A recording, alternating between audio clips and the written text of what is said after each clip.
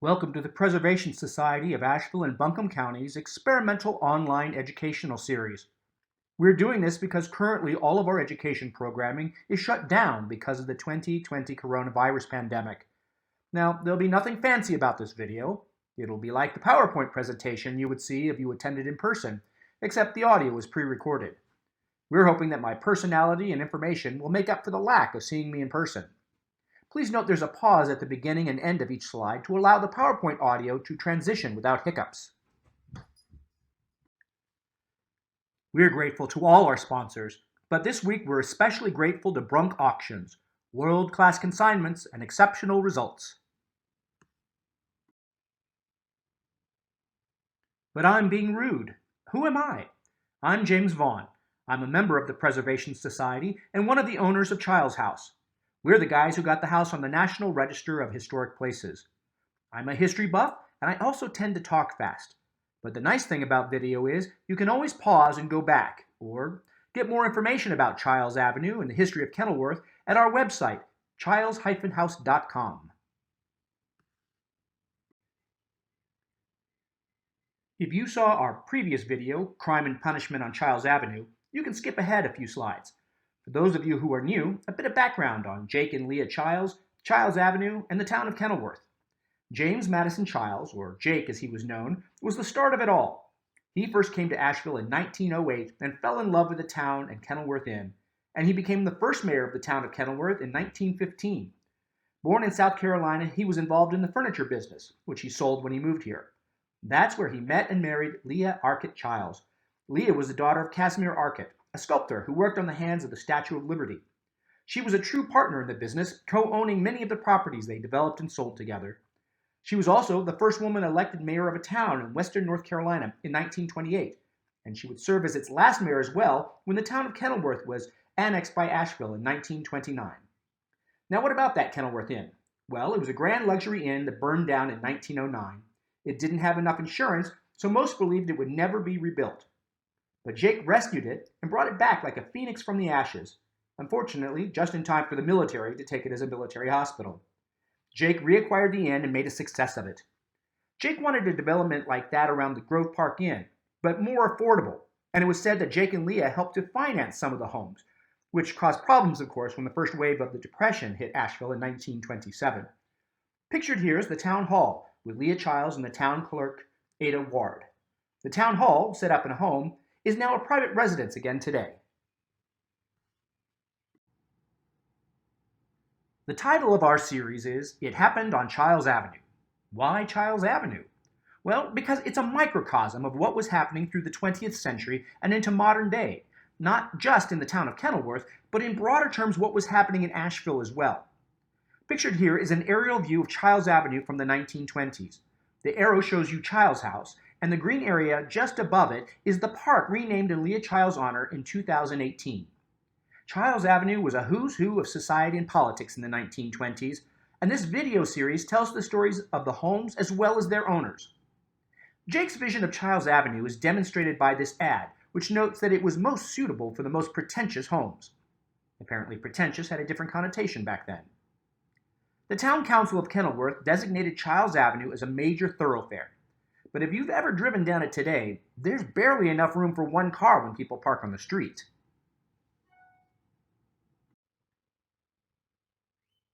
A big reason we're able to know so much about Chiles Avenue is because of the social media of the era.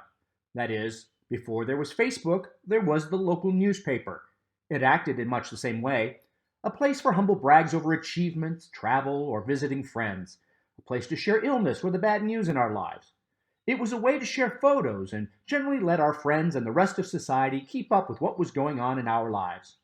In our case, it helps to show what was happening on Chiles Avenue and how it reflected what was happening in Asheville and the world beyond it. In previous weeks, we've talked about crime and punishment on Chiles Avenue and explored the world of architect Ronald Green. This week, we turn to the lighter side of Chiles Avenue and talk about the arts, culture, and entertainment history of this Asheville microcosm. Let's start as we usually do with the Chiles family in 1921. That year, the Chiles family was residing at 22 Chiles Avenue, The home some have called the Mushroom House and the Chiles family called the English House. It was built by the Chiles, and Leah may have contributed to the design.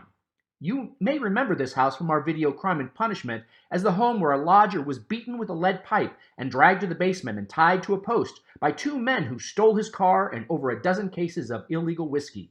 But that wasn't until the 1930s. At the moment, the Chiles family was renting it from S.A. Diamond Lynch.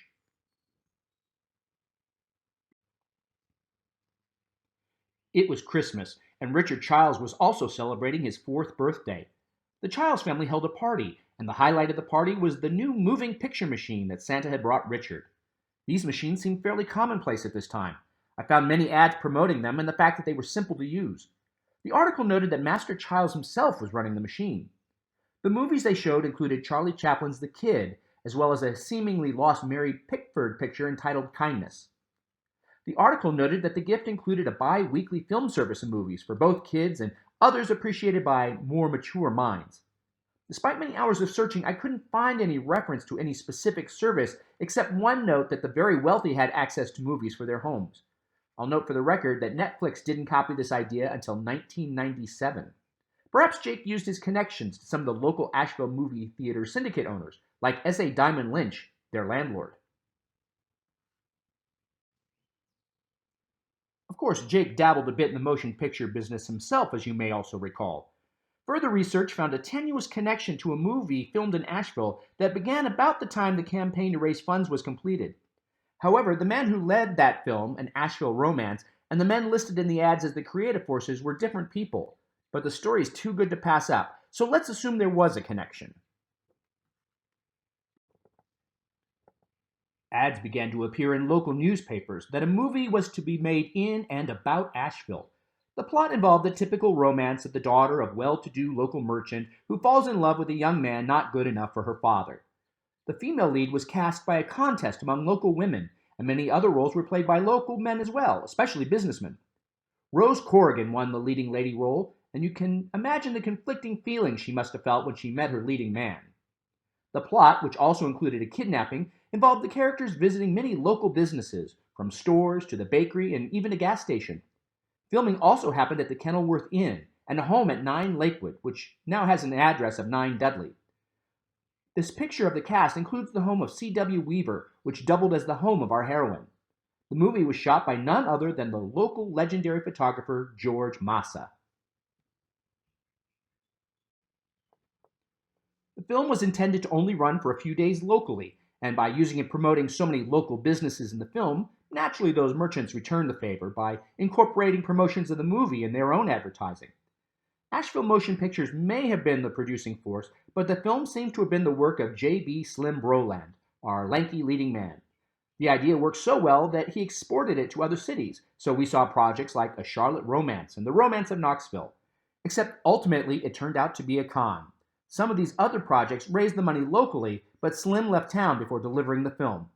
Of course, the idea wasn't a new one for even Slim.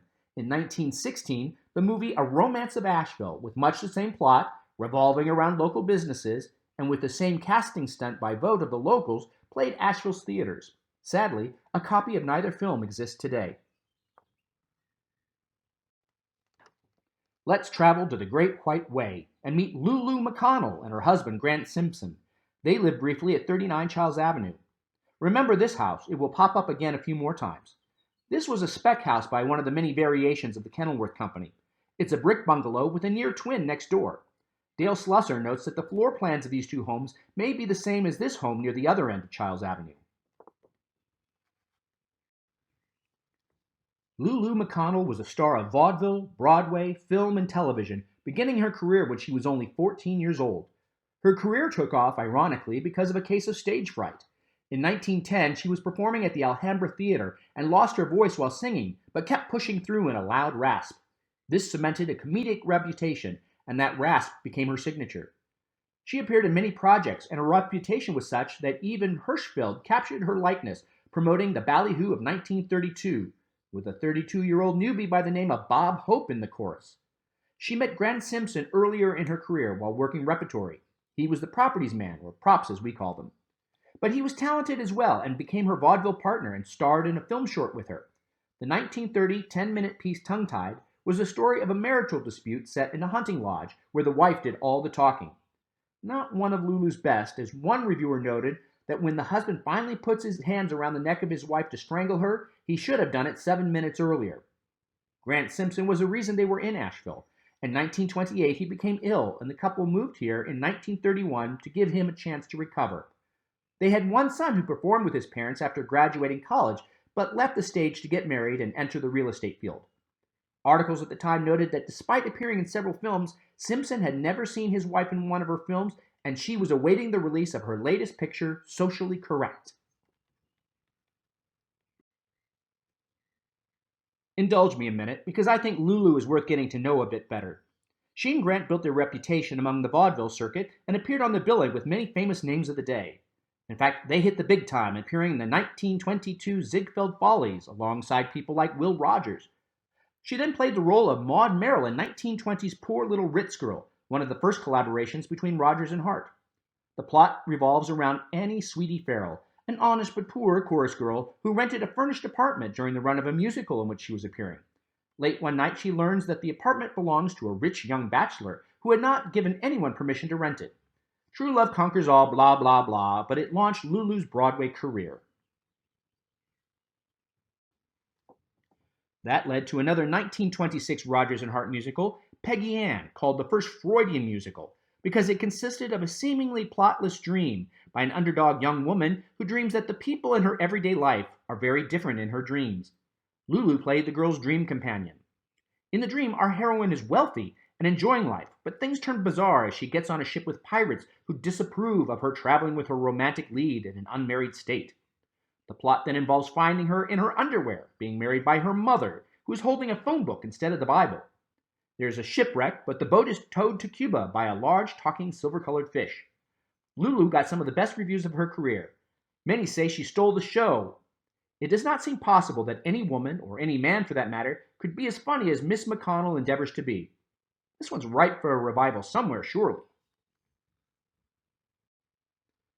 By 1930, Lulu's film career was beginning to take off, and she did nearly 10 short films, usually playing a variety of her brash personality as an uncouth outsider trying to fit in, such as her film Socially Correct, about a woman trying to keep pace with all the fads of society. That brings us back to Chiles Avenue. Grant Simpson was looking forward to seeing the Asheville debut of the film and seeing his wife on screen for the first time. Sadly, he was too ill to make the premiere and died before ever seeing it. Despite being in the depths of the Depression at the time, he managed to leave his wife $7,000, which is over $123,000 in today's money. She later went on to do two major full-length films in 1936, including Lady Luck, pictured here, and Stage Struck, playing Toots O'Connor, directed by Busby Berkeley and starring Joan Blondell and the ubiquitous tenor Dick Powell. She was considered by studios for Marie Dressler-type roles, but turned them down. If anyone knows of her today, it is because of her television program It Pays to Be Ignorant, an irreverent, slapstick, and definitely not politically correct series based on the premise of a board of experts who are dumber than you are and can prove it. They're usually asked a simple question such as, "For what meal do we wear a dinner jacket?" Panelists then went off on tangents of bad puns and mock insults of themselves and others. Lulu, as the only woman, took the stereotypical man-mad female, asking male guests and audience members, "Are you single, honey?" When the show premiered, it was panned by the critics as fairly stupid, so naturally it ran for 9 seasons, from 1942 to 1951. Kate Smith of God Bless America fame substituted for Lulu for 2 shows when she became ill. Lulu was quite the character and was mourned when she died at age 80. Since we're talking about the movies again, let's head back to 22 Chiles Avenue and learn more about Asheville's role in Paramount Pictures and the establishment of its near monopoly on movie theaters in America. S.A. Lynch was a local boy whose father was a Civil War vet injured at Gettysburg. In his youth, he was a football and baseball star, earning him the nickname of Diamond Lynch. In 1909, he bought a stake in and began managing a movie theater in Asheville. He built that up into enough clout to get a 25-year exclusive deal from the Young Paramount Pictures Company. I don't have a photo of him, so I'll use this poster of one of the films he put out for distribution under his name. By 1918, he was doing well enough to help Jake Chiles buy out the other owners of the Kenilworth Inn. Then in 1920, Jake bought Lynch out and part of the deal was the ownership of the 22 Chiles Avenue house. During this time, Lynch built or acquired the Majestic Theater in 1913, which used to be at College and Market. In 1917, Lynch, at the urging of Paramount, bought into the Triangle Distributing Company, the distribution arm of the Triangle Film Corporation. Triangle had become the preeminent movie studio. Triangle's strength lay with its star directors like D.W. Griffith and Mack Sennett. Triangle films also featured the premier actors of the day like Douglas Fairbanks and Norma Talmadge. Today, Chiles Avenue still has a connection to Hollywood. Erica Bream, one of our neighbors, is a casting director whose projects include movies like Star Trek Into Darkness and TV series like Criminal Minds Suspect Behavior, among many, many others. Lynch took advantage of his investment in Triangle by branding many of them as distributed by S.A. Lynch Enterprises, several of which you see here. He was able to make a profit by recutting and releasing previously created, and sometimes previously released, Triangle movies as new features well into 1919. But he also continued his relentless pursuit to acquire other movie theaters through his partnership or ownership of other companies, and in partnership with one of his child's neighbors, future Asheville City Councilman Carl Bamford. According to this 1926 ad, Bamford lived at 6 Chiles, but that house doesn't appear in directories until 1948. It was either a typo or there was a home there that was torn down, although none appear in the Miller phone directories of the 1920s. Bamford got his start in movies in 1909 as well. He was the manager of the Keith Vaudeville shows at the Asheville Auditorium, getting himself enough notice to warrant a cartoon in the Asheville Citizen. He would soon end up working for Lynch as manager of the Majestic and Princess Theaters, before being transferred by Lynch to Jacksonville, Florida, to manage other theaters. Eventually, 31 theaters, before coming back to Asheville in 1923 to go into business for himself.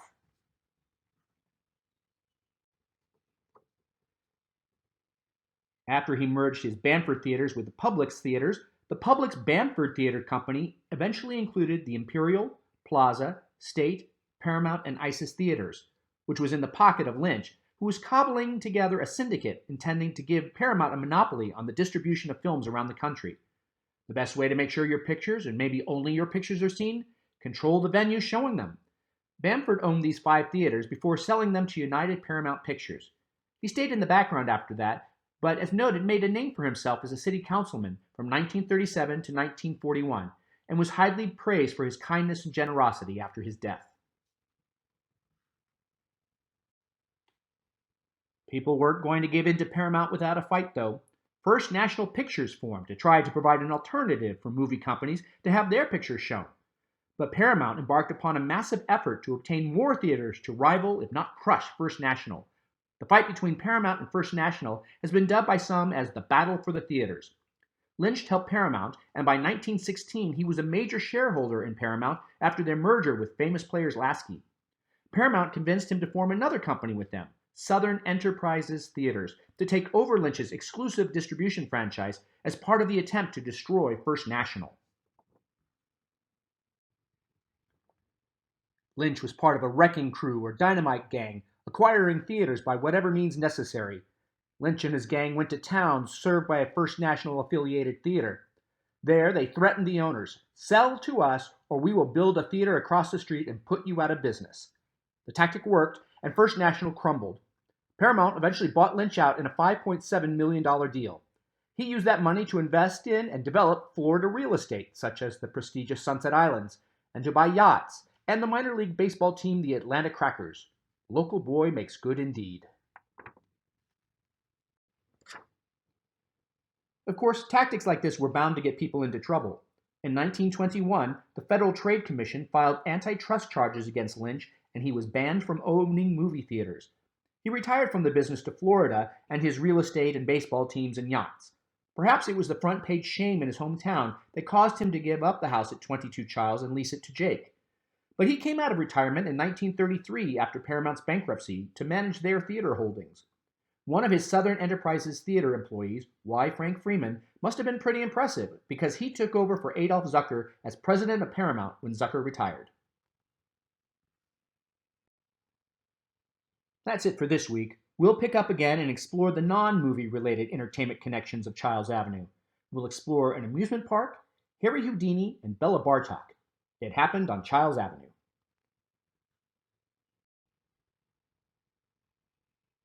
Thank you for joining us. We hope things get back